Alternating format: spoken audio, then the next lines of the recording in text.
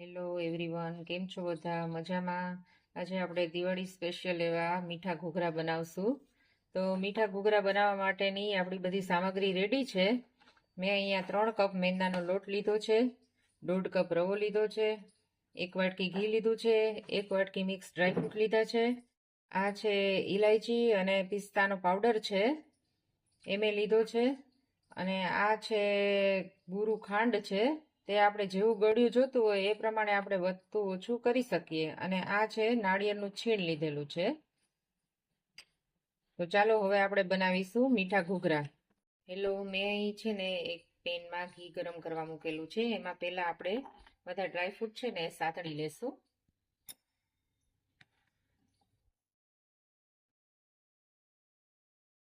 તો આપણે આ ડ્રાયફ્રૂટ બધા ગોલ્ડન બ્રાઉન ના થાય ત્યાં સુધી આપણે એને ફ્રાય કરવાના છે.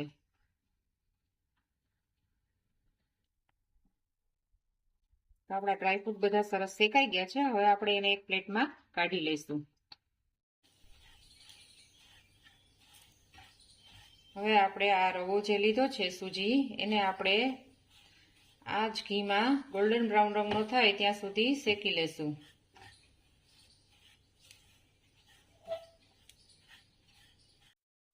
જો હવે આપણો રવાનો કલર ચેન્જ થઈ ગયો છે, આછા ગોલ્ડન બ્રાઉન રંગનો થઈ ગયો છે. હવે આપણે એને ગેસ પરથી ઉતારી લઈશું અને ઠંડુ થવા દેશું. ઠંડુ થઈ જાય પછી જ આપણે એમાં ખાંડ એડ કરીશું. હવે આપણે ઘૂઘરા માટેની પૂરી વળવા માટેનો લોટ બાંધશું. તો મેં અહીંયા 3 કપ મેંદો લીધો છે, તેમાં આપણે ઘીનું મોણ નાખશું.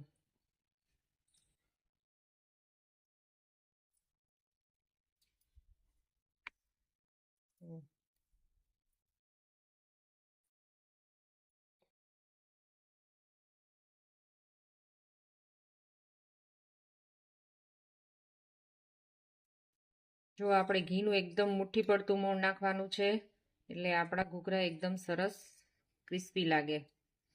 હવે એમાં મેં આ ખાંડવાળું 1 કપ પાણી લીધું છે અને એમાં 2 ચમચી ખાંડ ઉમેરી છે. ખાંડવાળું પાણી નાખવાનું છે. ખાંડવાળા પાણીથી લોટ બાંધવાના છે.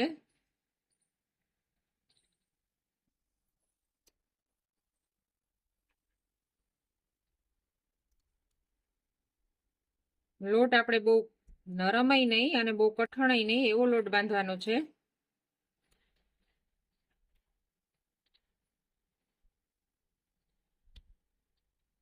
તો હવે આપણો લોટ બંધાઈ ગયો છે. હવે આપણે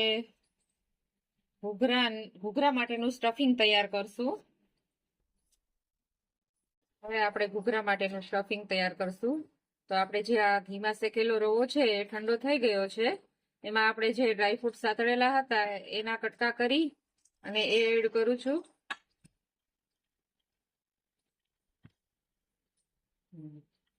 પછી આ નાળિયેરનું છીણ છે એ એડ કરું છું. પછી આ બુરું ખાંડ છે, દળેલી ખાંડ છે, એને હું એડ કરું છું. આ આપણે વધતા ઓછા પ્રમાણમાં લઈ શકીએ છીએ. આપણે જેવું ગળ્યું ખાતા હોય એ પ્રમાણે ખાંડ આપણે નાખાય. અને હવે આ જે પિસ્તા અને એલચીનો ભૂકો છે એ એડ કરું છું. આ તમને જો એલચીનો ટેસ્ટ ન ગમતો હોય તો તમે સ્કીપ કરી શકો છો.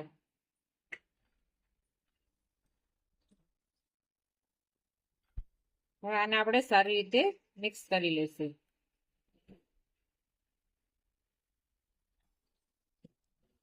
આપણું હવે સ્ટફિંગ તૈયાર છે. હવે આપણે લોટમાંથી નાના નાના લુવા બનાવશું. હવે આપણે આ બાંધેલા લોટમાંથી આવડા નાના નાના લુવા તૈયાર કરશું. અને મેં એક લું લીધું છે અને નાની એવી પૂરી વણશું આપણે.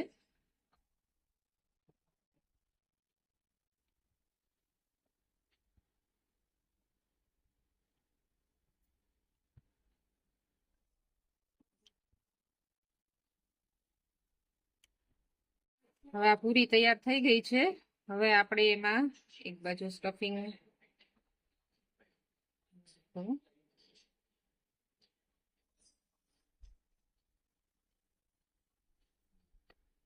હવે આપણે જે આ કાંગરી છે એમાં આપણે પાણી લગાડશું, એટલે આપણો ઘૂઘરો છૂટે નહીં તેલમાં તળીએ ત્યારે, અને સરસ કાંગરી બંધાઈ જાય.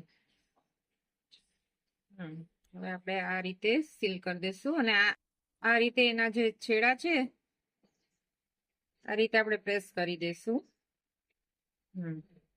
હવે જુઓ, આનું બીબું પણ મળે છે અને હાથેથી પણ કાંગળી વાળી શકાય છે. તો બીબામાં તો ઘૂઘરા વળવા સાવ ઈઝી છે. હું અહીંયા તમને આની કાંગળી કઈ રીતે વાળી શકાય એ શીખવાડું છું.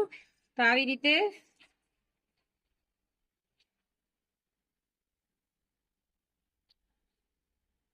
આમ વાળતું જવાનું, પ્રેસ કરતું જવાનું અને વાળતું જવાનું.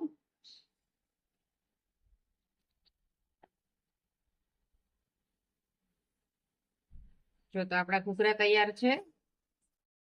હવે આપણા બધા ઘૂઘરા વળાઈ ગયા છે, સરસ કાંગરી વાળી લીધી છે. હવે આપણે એને તળી લેશું, ગોલ્ડન બ્રાઉન રંગના થાય ત્યાં સુધી તળી લેશું. તો આપણા ઘૂઘરા વાળીને તૈયાર છે.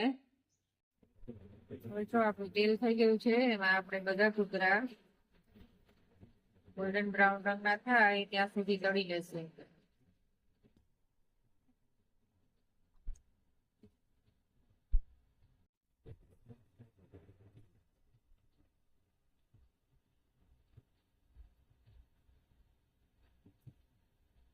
ગેસને આપણે મીડિયમ ફ્લેમ ઉપર રાખશું.